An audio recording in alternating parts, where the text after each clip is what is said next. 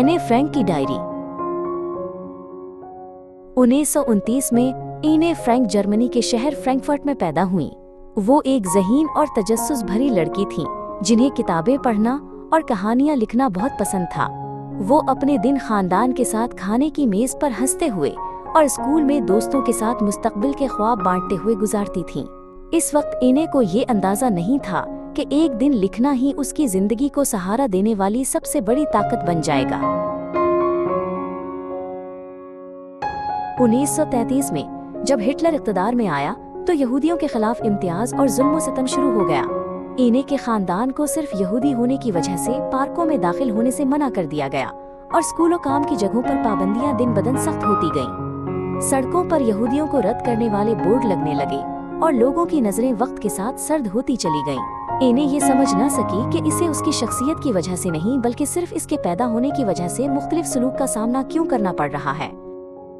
जब जर्मनी मजीद खतरनाक हो गया तो खानदान वहाँ से निकलकर नीदरलैंड्स के शहर एम्स्टर्डम चला गया, लेकिन जंग और नफरत सरहदें पार करके उनके पीछे आ गईं और वहाँ भी अब कोई महफूज जगह न रही। 1942 के मौसम गर्मा में एने की बहन मार्गोट को जबरी मुशक्कत के कैंप में रिपोर्ट करने का हुक्मनामा मौसूल हुआ।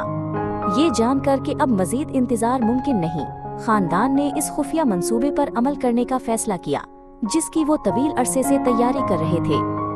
किताबों की अलमारी के भेस में छुपे दरवाजे के पीछे एक तंग और तारीक जगह जाहिर हुई। वहाँ सूरज की रोशनी मुश्किल से दाखिल होती थी और इतने ज्यादा लोगों के साथ सांस लेना भी दुश्वार था। ये वो खुफिया हिस्सा था जहाँ एने का खानदान और दीगर यहूदी खानदान इकट्ठे छुपने पर मजबूर थे।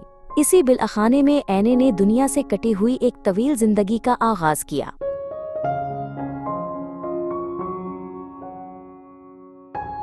दिन के वक्त उन्हें हर आवाज पर नजर रखनी पड़ती थी ताकि नीचे काम करने वाले लोग उन्हें दरियाफ्त न कर लें। हल्की सी हंसी या कुर्सी के घुसने की आवाज भी सबकी जान को खतरे में डाल सकती थी। खिड़की की एक बारीक दरार से एने गली को देखती थी जहां आम जिंदगी यूं जारी थी जैसे कुछ भी गलत ना हो। उसके लिए वो मंजर एक ऐसी दूर दुनिया बन गया जिस तक अब वो कभी नहीं पहुंच सकती थी।